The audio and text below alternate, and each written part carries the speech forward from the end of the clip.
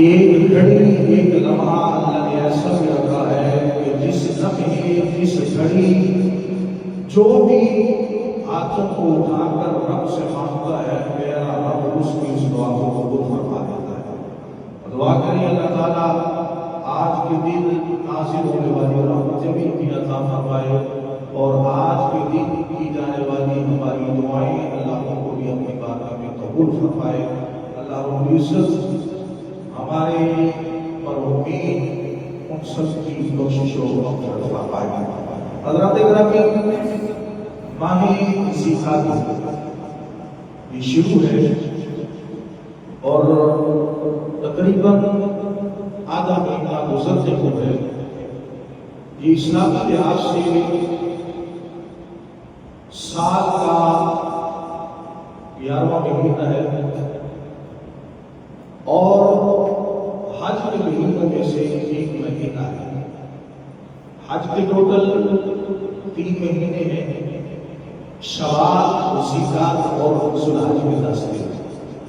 یہ 3 مہینے حج کے مہینے ہوتے ہیں۔ مہینوں کے اندر لوگ پہلے دور میں حج کے لیے سفر کرتے تھے، کئی مہینے لگتے تھے، تو یہ 3 مہینوں کے اندر سفر کیا جاتا تھا، اور 10 دن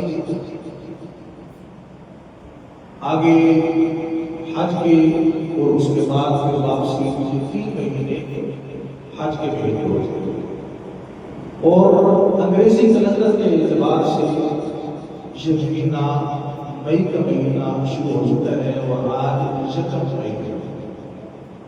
یکم مئی کو پوری دنیا کے اندر مزدور ڈے کے طور پر منایا جاتا ہے، یعنی آج کا دن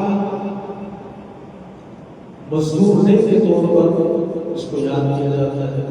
اور اس دن کے منانے کا مقصد یہ ہے کہ آج کے دن جو مزدوروں کے مسائل ہیں یا ان کی جو حقوق ہیں ان کو اجاگر کرنے کی کوشش کی جائے، کیونکہ ہم جس معاشرے میں رہ رہے ہیں، اس معاشرے کے اندر انسان کو بہت سارے مسائل کا سامنا ہے، اور ان میں سے جو مزدور طبقہ ہے یہ سمجھ لیجیے کہ ہمارے معاشرے کے اندر، ہماری سوسائٹی کے اندر اس پیشے کو، اس طبقے کے لوگوں کو بڑا حقیر اور کم سمجھا جاتا ہے۔ یعنی جو مزدور ہوتا ہے ہم اس کو سمجھتے ہیں کہ یہ بھی ہمارا غلام ہے، بڑی حقیر نگاہ سے اس کو دیکھتے ہیں، کمتر سمجھتے ہیں کہ یہ کمتر ہے، حقیر ہے۔ حالانکہ اسلام نے جہاں ہمیں انسانیت کے حقوق کی ادائیگی پر زور دیا ہے، وہیں اسلام نے ہمیں مزدور کے حقوق متعین کر کے ان کی ادائیگی پر بھی زور دیا۔ یعنی ہم بحیثیت انسان، اور پھر انسانوں کی اللہ رب العزت نے کیا کہ حقوق مقرر کی، اور ان کے ادائیگی کا اللہ نے ہمیں زور دیا، قرآن و سنت کے اندر بہت زیادہ تاکید فرمائی۔ تو اسی طرح مزدور کے بھی اللہ رب العزت نے، اللہ کے رسول نے حقوق مقرر فرمائے ہیں، اور ان کی ادائیگی پر بھی زور دیا ہے۔ آج انشاءاللہ العزیز مزدور کے حقوق اور محنت، ہاتھ کی کمائی کی جو فضیلت ہے، اس حوالے سے چند باتیں آپ خوش گزار ہوگا، اللہ مجھے حق قبول کی توفیق عطا فرمائے۔ احباب سے یاد رکھیے، اللہ رب العزت نے یہ دنیا بنائی، تو دنیا کا نظام چلانے کے لیے اللہ تعالیٰ نے ہر ایک کو کسی نہ کسی دوسرے شخص کا محتاج رکھا ہے۔ یہ دنیا کا نظام جو چل رہا ہے، یہ نظام ایسے اللہ تعالیٰ نے بنایا کہ ہر ایک شخص کسی نہ کسی دوسرے شخص کا محتاج ہے، ضرورت مند ہے۔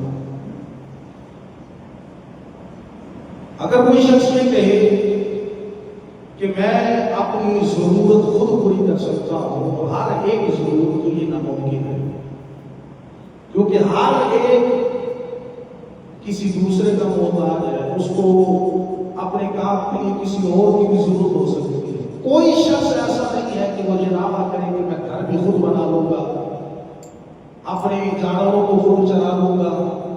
کوئی دعویٰ یہ نہیں کر سکتا کہ میں سارے کام خود کر سکتا ہوں، کسی کا مجھے ضرورت نہیں ہوگی. یہ ممکن ہی نہیں ہے. آپ 1 2 4 کام خود کر سکتے ہیں، لیکن 5ویں کام کے لیے آپ کو کسی نہ کسی کی ضرورت پڑے گی. مثال کے طور پہ آپ نے گھر بنانا ہے تو اس گھر کے لیے ہمیں تعمیراتی سامان چاہیے.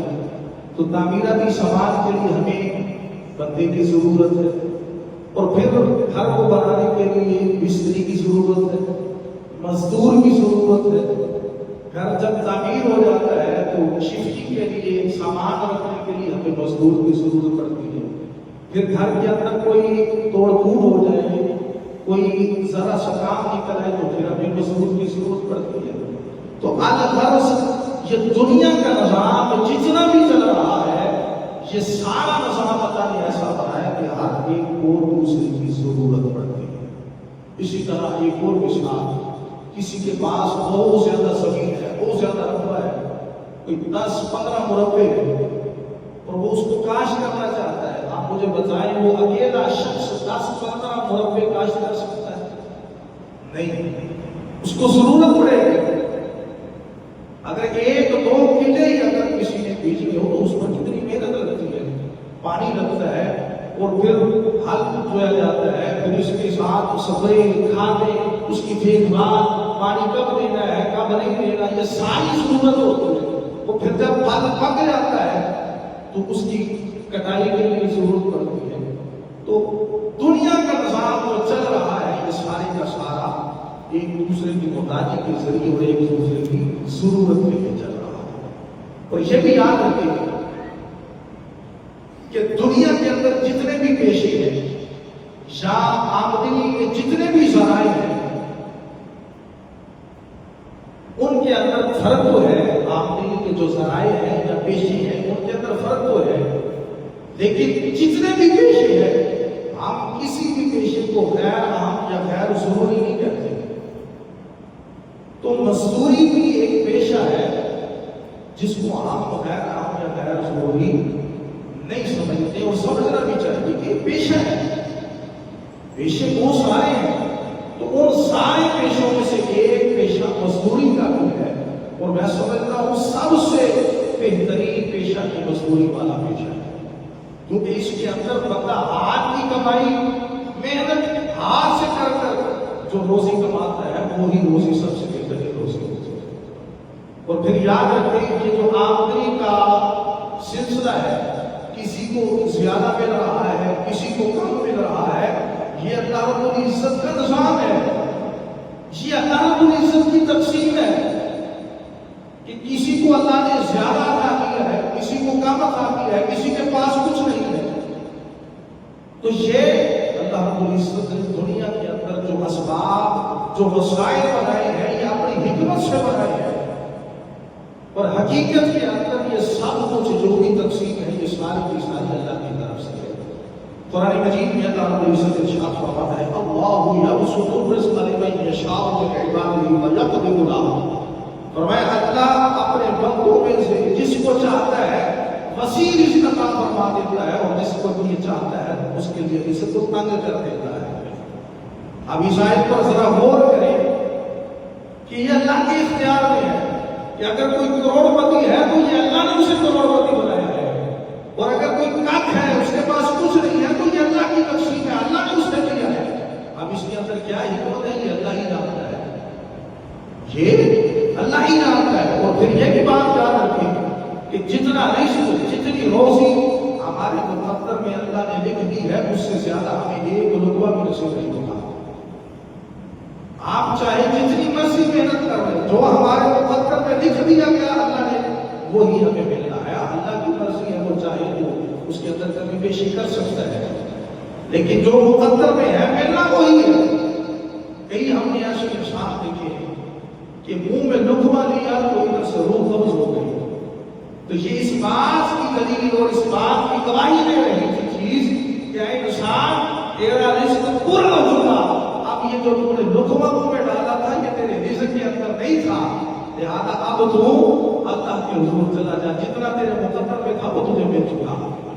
تو اس لیے یہ بات یاد رکھے، جو مقدر میں ہے وہ اللہ رب العزت نے ہمیں دینا ہی دینا ہے، اور چاہے کسی بھی صورت میں دے. تو اس لیے ہمیں ایسے ذرائع تلاش کرنے چاہیے جو رزق حلال کے ذریعے ہمیں رزق ملے، حرام کی طرف نہیں جانا چاہیے. حدیث پاک میں آتا ہے، کریم آقا علیہ الصلوۃ والسلام نے ارشاد فرمایا، لوگوں اللہ سے ڈرو اور صحیح طریقے سے روزی رزق طلب کرو، کیونکہ انسان اپنا رزق پورا کیے بغیر کبھی مرتا نہیں ہے. یعنی انسان جتنا نصیب میں لکھا ہے اتنا اسے ملنا ہے، اور جب تک نہیں ملتا تب تک اسے موت نہیں آتی. فرمایا جب اس کا رزق پورا ہو جاتا ہے تو اللہ اسے اپنی طرف بلا دیتا ہے. تو یہ رزق کی تقسیم کا معاملہ ہے. اور پھر آگے آیت کریمہ میں اللہ فرماتا ہے، نحن قسمنا بینہم معیشتہم فی الحیاۃ الدنیا ورفعنا بعضهم فوق بعض درجات لیتخذ بعضهم بعضا سخریا. سنیے یہ آیت کریمہ غور کیجیے. فرمایا دنیا کی زندگی میں ان کے رزق کے درمیان جو رزق ہم ان کے درمیان کرتے ہی ہم بھی تقسیم کرنے والے ہیں، اور ہم رزق کے معاملے میں، مال کے معاملے میں، روزی کے معاملے میں ہم نے ایک کو دوسرے پر کئی درجہ و فضیلت عطا فرمائی ہے. یعنی رزق کے معاملے میں ہر انسان برابر نہیں ہے. اللہ نے رزق کسی کو بے حساب دیا ہے اور کسی کے پاس کچھ نہیں ہے. تو یہ کچھ نہ ہونا اور سب کچھ ہونا یہ کس کی طرف سے ہے؟ اللہ کی طرف سے. تو اس لیے اگر کوئی غریب ہے تو اس کو اپنی غربت پر یہ سوچ کر چپ رہنا چاہیے کہ یہ اللہ کی تقسیم ہے. اور اگر کوئی غریب ہے اور امیر ہے تو اسے یہ سوچ کر اپنے اندر غرور اور تکبر پیدا نہیں کرنا چاہیے کہ یہ جو کچھ مجھے ملا ہے یہ میری محنت کی وجہ سے ملا ہے، یہ اللہ نے اسے عطا فرمایا ہے. تو اس لیے رزق کی تقسیم یہ اللہ کی طرف سے. اور اس کے اندر ایک حکمت یہ بھی ہے، یاد رکھیے کہ اگر معاشی لحاظ سے رزق کے اعتبار سے اللہ تعالیٰ سب کو برابر کر دے، ایک ہی سطح پر رکھ دے، تو ہم ایک دوسرے کے کام کیسے رہتے ہیں؟ ہم ایک دوسرے کے کام کیسے رہتے ہیں؟ تو اللہ رب العزت نے رزق کے اندر یہ تقسیم رکھے کہ کسی کو غریب، کسی کو امیر، کسی کو حاکم، کسی کو محکوم، کسی کو عاجز، کسی کو اجیر بنا کر بتا دیا کہ اے لوگوں یہ رزق کی تقسیم اس لیے کر رہا ہوں کہ جو غریب ہے وہ امیروں کے کام آتا رہے، وہ جو امیر ہے وہ غریبوں کے کام آتا رہے. دیکھ رہے ہیں جن کی فیکٹری ہے وہ فیکٹریاں کن کے بل بوتے پر چل رہی ہیں؟ مزدوروں کے بل بوتے پر چل رہی ہیں. اور مزدور کے گھر کن کے بل بوتے پر چل رہے ہیں؟ ان امیروں کے بل بوتے پر چل رہے ہیں، ان کی فیکٹریاں چل رہی ہیں. تو یہ کائنات کا نظام اللہ رب العزت نے ایسے بنایا ہے، یہ سارا نظام اللہ رب العزت نے ہر ایک کسی نہ کسی کے لیے حاجت مند ضرور ہے، کسی نہ کسی کو اس کی ضرورت ضرور پڑتی ہے. حدیث پاک میں آتا ہے. اور یہ بھی یاد رکھیں کہ رزق کمانے کا حکم اللہ کے حبیب صلی اللہ علیہ وسلم نے دیا، اور پھر سب سے بہترین رزق ہاتھ کا کمایا ہوا رزق ہے، جو انسان محنت کر کے کماتا ہے وہ ہے. حضور نبی پاک رحمت عالم صلی اللہ علیہ وسلم نے فرمایا، حضرت عبداللہ بن مسعود رضی اللہ تعالیٰ فرماتے ہیں کہ حلال کمائی کی تلاش ایک فرض کے بعد دوسرا فرض ہے. یعنی حلال کمائی کی تلاش بھی ایک فرض ہے. جس طرح نماز فرض ہے اسی طرح حلال کمائی کی تلاش کرنا یہ بھی کیا ہے؟ فرض ہے. تو حرام کے ذرائع تو ہوتا ہے، انسان حرام کے ذریعے کو ذاتی کامیابی ہو جاتا ہے اور بڑی ترقی بھی کر لیتا ہے، لیکن حلال کمائی اصل کمائی نہیں کمائی ہے. اور پھر جو احباب محنت اور مزدوری کرتے ہیں، آپ کی کمائی سے کرتے ہیں، ہم ان کو حقیر سمجھتے ہیں، ہم ان کو کمتر سمجھتے ہیں، ہم ان کو اپنا نوکر غلام سمجھتے ہیں. سنیے میرے کریم آقا علیہ الصلوۃ والسلام نے کیا ارشاد فرمایا. حضور نے فرمایا کوئی آدمی اپنے ہاتھ کی کمائی سے عمدہ کمائی نہیں کرتا. یعنی سب سے عمدہ اور بہترین کمائی ہاتھ سے کی ہوئی کمائی ہے. اس لیے جو محنت اور مزدوری کرتی ہے وہ سب سے بہترین کمائی کما رہے ہوتے ہیں، عمدہ کمائی کما رہے ہوتے ہیں. اور پھر اگر یہ انسان مجبور ہے، اس کے پاس اس قدر دولت نہیں ہے اور وہ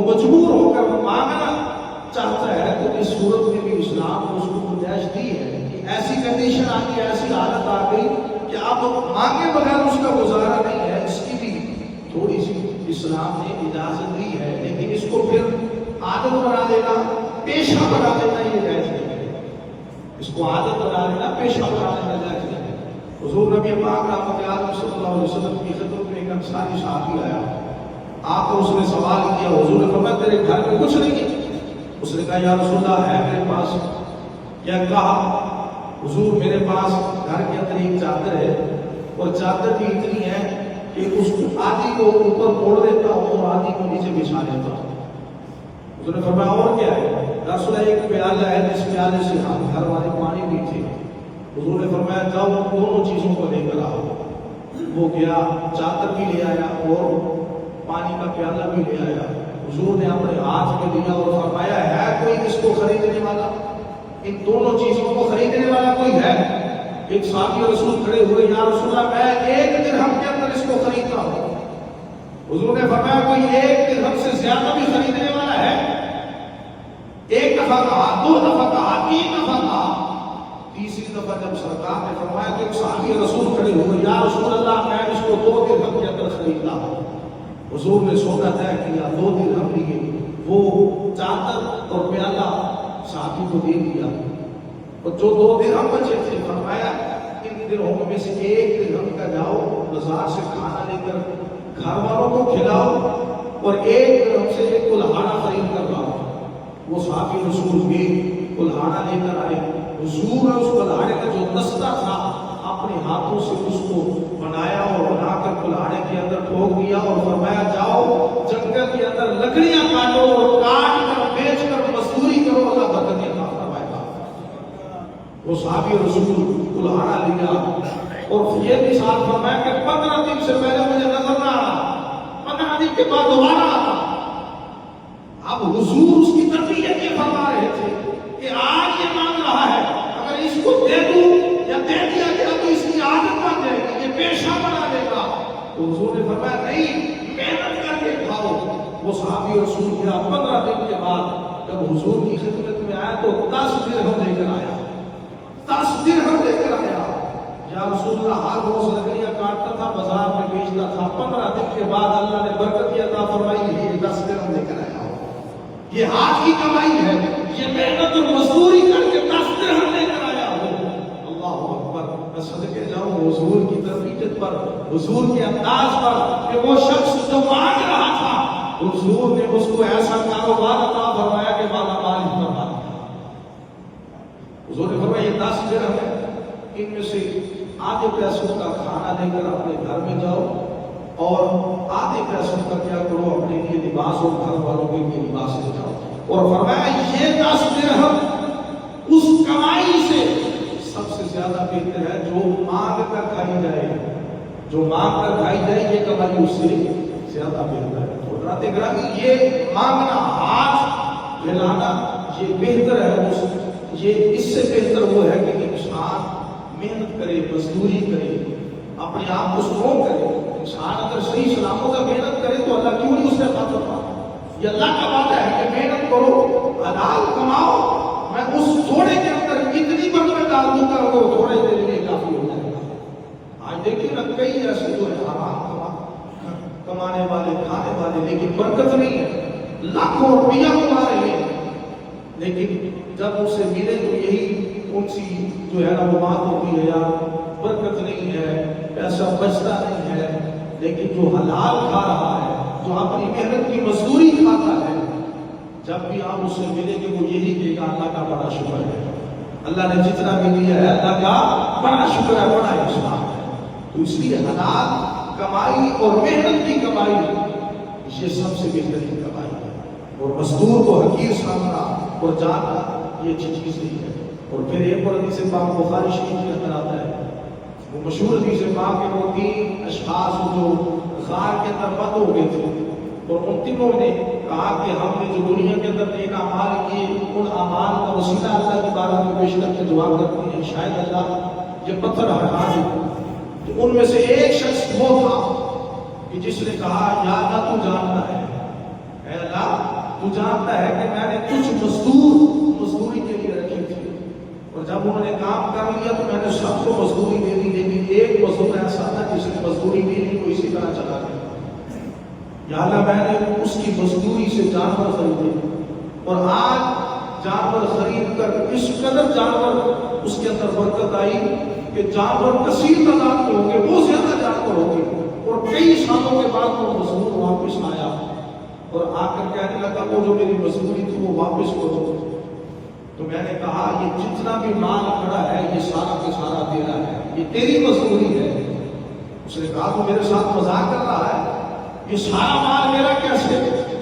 تو میں نے اسے کہا کہ جس مزدوری کو تو نے نہیں لیا تھا اس مزدوری کے پیسے سے میں نے کچھ مال خریدا تھا، جانور خریدے تھے، ان جانوروں کے اندر اللہ نے برکت اتنی ڈالی کہ یہ سارے جانور اسی مزدوری کی وجہ سے اللہ مجھے عطا فرمائے ہیں۔ تو اس لیے یہ مزدوری تیرا حق تھی تو یہ سارے جانور تیرے حق ہے۔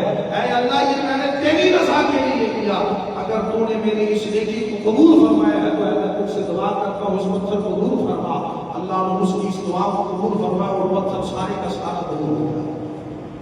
تو یہ محنت کی مزدوری اور ہاتھ کی کمائی کی برکت ہوتی ہے۔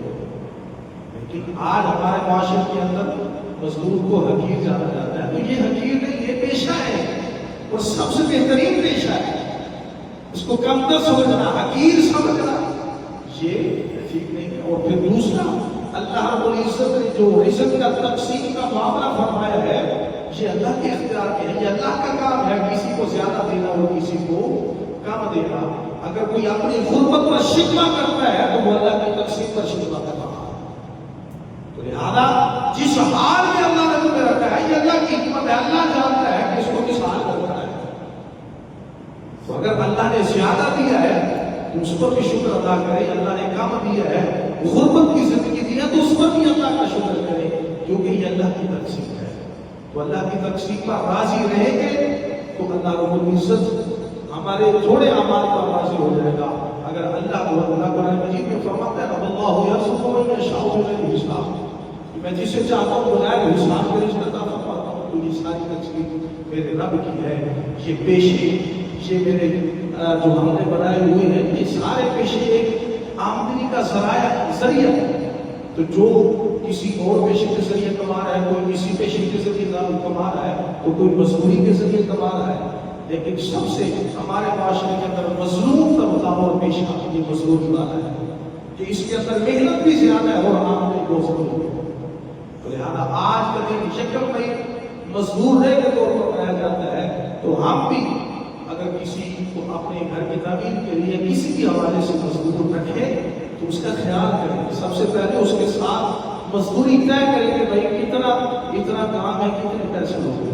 مزدوری طے کرنے کے بعد اس کے کھانے کا انتظام خیال کریں، دوپہر کا کھانا ہے تو اس کو کھانا کھلائیں، اس کا خیال کریں، اور جب اس نے کام کر لیا شام کو سارا اس کا ٹائم مکمل ہو گیا تو اس کو جو اس کی مزدوری بنتی ہے وہ بغیر پیسے اس کو دے دی جائے۔ تو یہ مزدور کے حقوق ہے، مزدور کے حق ہے۔ اللہ تعالیٰ ہم سب کو مزدور کے حقوق ادا کرنے کی توفیق عطا فرمائے، اور مزدور کے پیشے سے اللہ تعالیٰ ہم سب کو محبت کرنے کی توفیق عطا فرمائے۔ دوسرا پچھلے جمعے بھی آپ کو اعلان کیا تھا کہ ہمارے مسجد کے جو اسپیکر ہیں وہ خراب ہے، تو نئے اسپیکر اپنے بنوانے اس کے لیے لاکھ کے قریب خرچہ ہے۔ تو پچھلے جو میں بھی آپ سے اپیل کی تھی تو آپ نے کچھ تعاون کیا تھا، لیکن اس کا تعاون بھی ہونا جس طرح ہونا چاہیے تھا، تو آپ سے پھر التماس اور گزارش کی جاتی ہے کہ اللہ کی راہ میں بڑھ چڑھ کے دے۔ مسجد کے اندر یہ صدقہ جاریہ ہے، جب تک